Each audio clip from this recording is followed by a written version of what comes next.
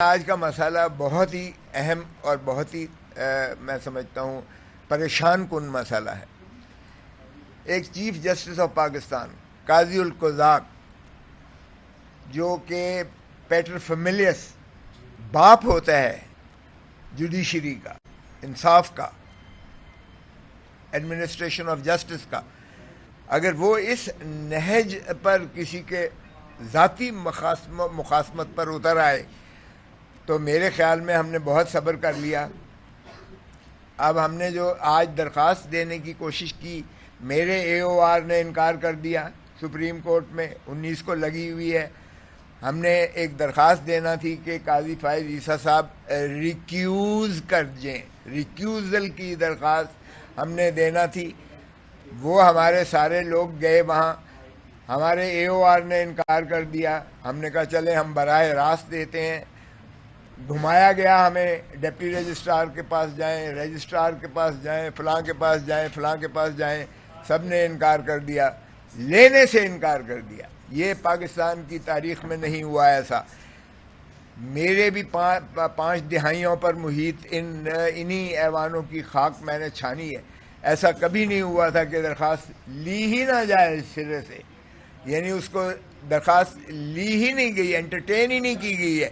اسی لیے ہم نے سمجھا یہ کہ آپ کے توسط سے نہ صرف چیف جسٹس تک ہم اپنی استدعا پہنچا سکیں، بلکہ قوم کے سامنے بھی ہم اپنا استدلال رکھ سکیں۔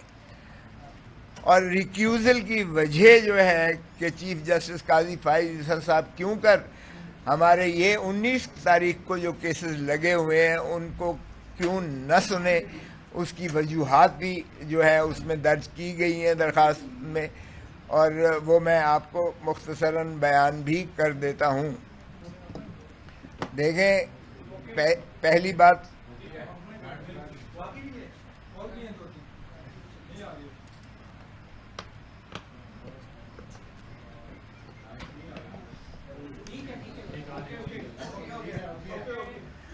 میں اس چیز میں بھی نہیں جاتا کہ قاضی فائز عیسیٰ صاحب کو براہ راست چیف جسٹس بلوچستان لگایا گیا جو آئین ہی کی خلاف ورزی تھی۔ ان کی تعیناتی بطور ہائی کورٹ کے جج کی بجائے ان کو چیف جسٹس ڈائریکٹ لگایا گیا بلوچستان میں۔ میں اس میں بھی نہیں جانا چاہتا کہ یہ براہ راست جج جو ان کو چیف جسٹس بنایا گیا تھا بلوچستان وہ ہی ناجوازن تھا۔ ان کی ظاہر ہے کہ اوپر تک جو ہے پرواز بطور چیف جسٹس پاکستان اسی کی بنیاد پر ہوئی، تو اس کا بھی ظاہر ہے کہ اگر بنیاد ہی غلط ہو تو عمارت اس پر جو ہے وہ ساری کی ساری جو ہے کرمبل ہو جاتی ہے۔ چلیں اس کو بھی درخور اعتنا کر لیجئے گا کیونکہ بہت پرانی بات ہو گئی ہے۔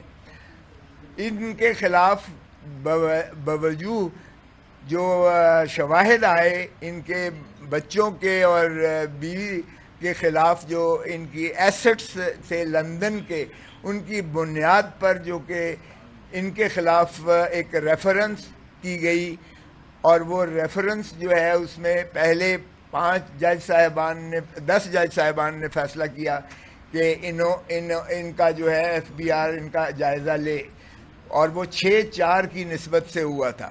بعد میں ریویو میں 4-6 کی ریورس ہو گیا اور یہ قواش کر دی گئی ان کے خلاف کارروائی پروسیڈنگز کو۔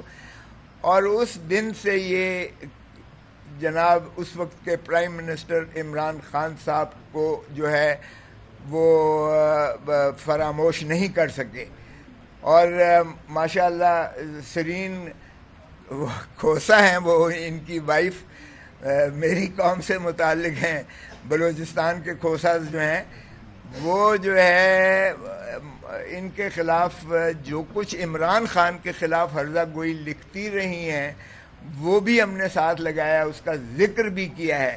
اب اگر بتائیں کہ ایک شخص جو ہے اس نہج پر جا کر کہ اس کی بیوی جو ہے کسی کو ایسی ہرزہ گوئی کر رہی ہو، ایسی زہر اگل رہی ہو اس کے خلاف، تو کیا اس کا خامن جو ہے وہ غیر متاثر ہوگا یا اس کا کوئی اس میں جو ہے عمل دخل نہیں ہوگا؟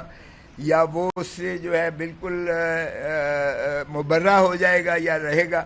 تو یہ بھی ہم نے لکھا ہے کہ جناب یہ چیز مواد جو ہمارے سامنے آیا ہے، آپ کی بھی بیگم صاحبہ بہت زیادہ ہمارے خلاف، عمران خان صاحب کے خلاف بہت زیادہ لکھتی رہی ہیں، اور یہ تحریری چیزیں ہیں، تحریری چیزیں ہیں، اس لیے اس سے انکار بھی نہیں ہو سکتا.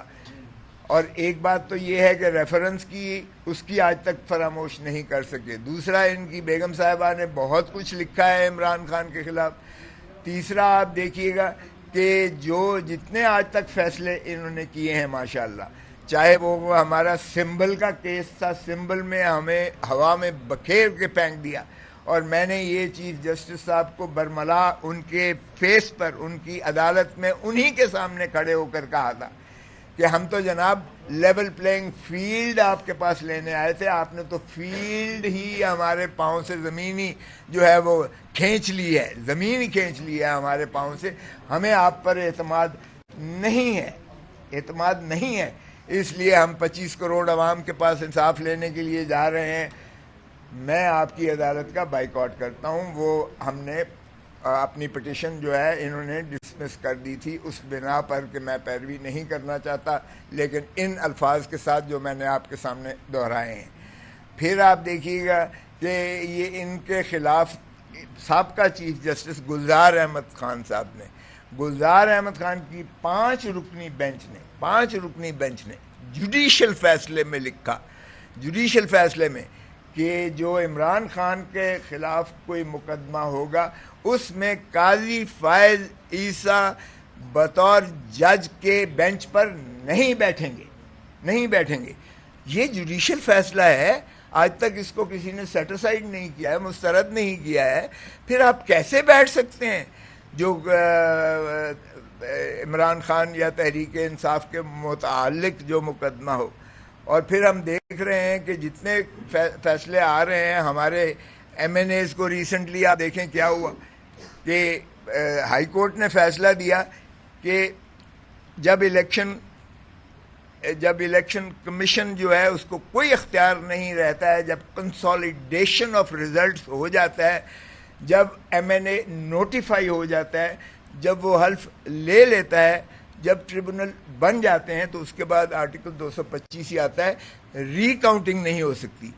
یہاں 20 ہمارے ایسے ایم این اے ہیں جن کا ری کاؤنٹنگ کروا کے جیتے ہوئے، جو میرا ایک امیدوار جو ہے وہ 8,000 ووٹوں سے جیتا ہوا تھا، ری کاؤنٹ میں 11,000 ڈبل سٹیمپنگ کر کے 11,000 ڈبل سٹیمپنگ کر کے اس کو 3,000 ووٹوں سے ہرا دیا.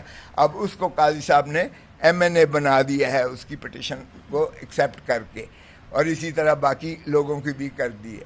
اور پھر جب کہ ایکٹ میں موجود تھا کہ سرونگ ججز جو ہیں وہی ٹریبونل بنیں گے. ظاہر ہے کہ ایک سرونگ جج جو ہے وہ عدالتوں کے ماتحت ہوتا ہے، عدلیہ کے ڈسپلن میں ہوتا ہے، عدلیہ کی کنٹرول میں ہوتا ہے. لیکن انہوں نے ایک پہلے آرڈیننس اور پھر ایکٹ بنا دیا ترمیم کر کے کہ جی ریٹائرڈ ججز بھی، جن کو الیکشن کمیشن آف پاکستان مقرر کرے گی، وہ بھی ٹرائبونل بن سکتے ہیں. تو پھر جب یہ ہائی کورٹ لاہور میں گیا تو جو انہوں نے 8 ججز مقرر کیے تھے چیف جسٹس صاحب نے، انہوں نے نالش کی تو اس نے، چیف جسٹس نے مسترد کر دی الیکشن کمیشن کی اس درخواست کو کہ ریٹائرڈ ججز بنائے جائیں. سو انہوں نے یہ کیا، اور یہ خوف سارا اس لیے تھا کہ فارم 47 والے، ظاہر ہے کہ ٹریبونلز میں فارم 47 والوں کے خلاف ہی نالش تھی، جو فارم 45 والے ہمارے جیتے ہوئے تھے انہی کی نالش تھی.